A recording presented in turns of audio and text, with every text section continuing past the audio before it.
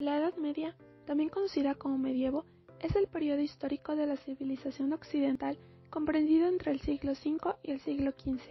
Inicia con la caída del Imperio Romano de Occidente en 406 y termina con el descubrimiento de América en 1492, aunque también se sitúa en 1453 con la caída de Constantinopla, coincidiendo con la invención de la imprenta por Gutenberg y con el fin de la Guerra de los 100 Años entre los reinos de Francia e Inglaterra. La Edad Media se divide en Alta Edad Media, del siglo V al XI, y Baja Edad Media, del siglo XII al XV. Este periodo es conocido tradicionalmente como oscurantismo o de las Edades Oscuras, en donde existió un retroceso en materia de artes, ciencia y humanidades, y el predominio absoluto de la fe cristiana como doctrina única de pensamiento. Se dio el nacimiento del feudalismo, cuando los monarcas comenzaron a tener serias dificultades para defender sus posiciones, lo cual condujo a que los reyes se viesen obligados a buscar el apoyo de nobles, a cambio de ceder tierras en los que tendrían un poder casi absoluto, los feudos. Esto se realizaba por medio de un vasallaje, una especie de contrato entre hombres libres en donde el señor otorgaba al vasallo feudos, honores y cargos, mientras que el vasallo debía a su señor un apoyo militar o apoyo y consejo político. Durante la Edad Media, la Iglesia fue la cabeza del poder. A través de ella se filtraban todos los conocimientos, el arte y la educación. Su lengua oficial era el latín, que se convirtió en su sostén lingüístico para la enseñanza y la gramática. En esta época se comienzan a explicar la razón de la lengua. Aparecen dos grandes escuelas: la escolástica, que partía de la convivencia de la fe y la razón, y a la que se le atribuyen el origen del significado, y la patrística, donde se estudió el pensamiento, las doctrinas y las obras del cristianismo, desarrollados por los padres de la Iglesia, teniendo como obras de autoridad las gramáticas latinas de Prisciano, Donato y Verón. Una novedad de esta época son los autores que comienzan a escribir en sus lenguas propias, creando las primeras reglas gramaticales de lenguas diferentes al latín, entre ellas el italiano, el castellano y el francés. También se crearon los cantares de gestas, extensas narraciones en verso que relataban sucesos históricos y legendarios en torno a un héroe, y que cumplía tanto la función de informar al público iletrado pasajes gloriosos de su historia, como la de proponer un modelo de héroe a la colectividad. Entre las obras más destacadas se encuentran la canción de Roland, el poema del Mío Cid, el cantar de los Nibelungos y Beowulf. En el medievo surgieron las primeras universidades, que transformaron el sector educativo.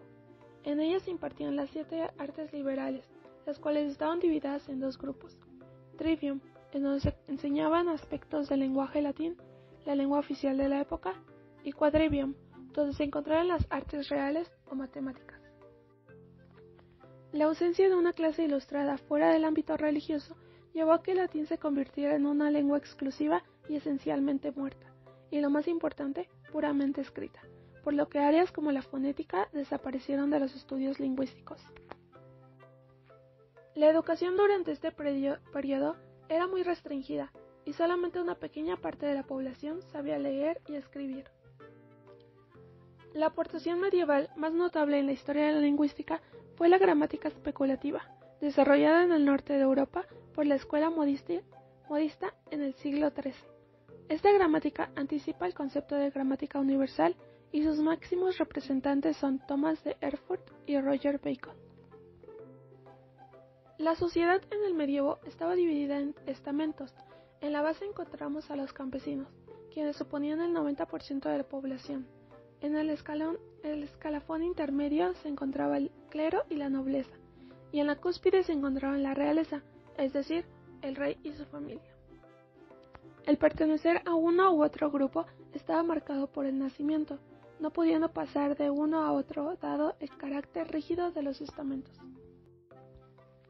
Entre los años 1000 y 1500 se construyeron en toda Europa gran cantidad de castillos o burgos, a modo de construcciones defensivas.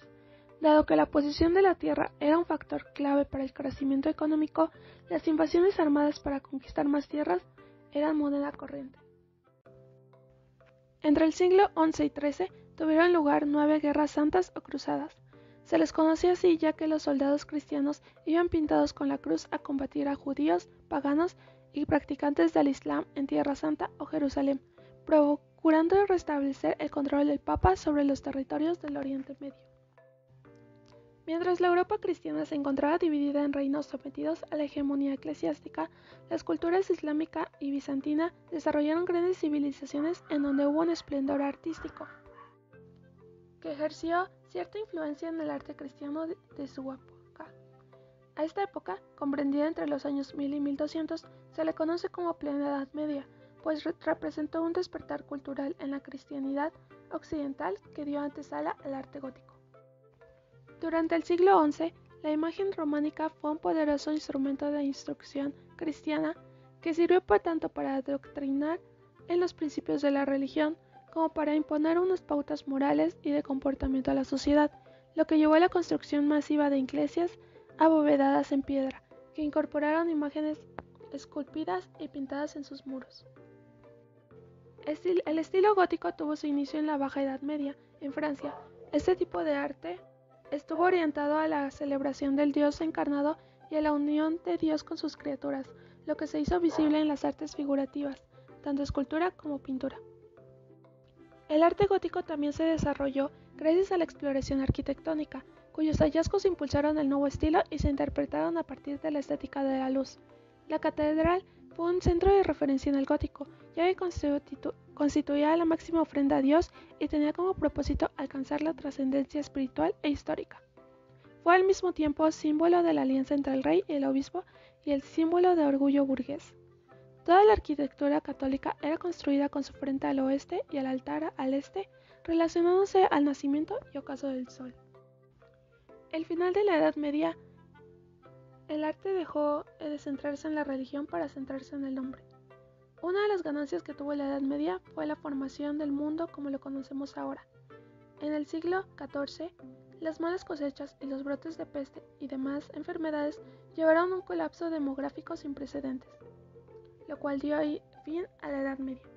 Y con esto se dio inicio al Renacimiento, movimiento cultural de los siglos XVI a XVII, nacido en Italia a partir de la difusión de las ideas del humanismo como corriente basada en la integración de los valores humanos y la contemplación del hombre como copartícipe en su propio entorno. Este periodo tiene como inicio la caída de Constantinopla en manos de los turcos. Su inicio está también relacionado con la creación de la imprenta, a partir de la cual se produjo una expansión del idioma, de obras literarias y del proceso de enseñanza y aprendizaje. Un aspecto importante de esta época es que comenzaron a aparecer gramáticas de lenguas vulgares, es decir, de lenguas diferentes al latín.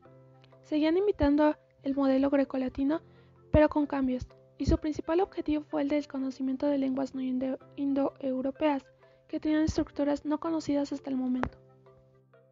Durante este periodo hay una recuperación de la cultura clásica por medio del estudio del griego y latín, el cual se empalma con las otras que van a buscar reconocimiento. También comienzan los estudios formales y académicos del hebreo y árabe y aparecen las lenguas romances, surgidas a partir del latín vulgar y con una estrecha relación entre sí. Entre ellas se encuentra el italiano, el francés, el español y el romano. En el aspecto económico, aunque el Renacimiento continúa basando la mayor parte del peso de su economía en el sector primario, hubo un gran impulso de la misma gracias a los nuevos avances industriales.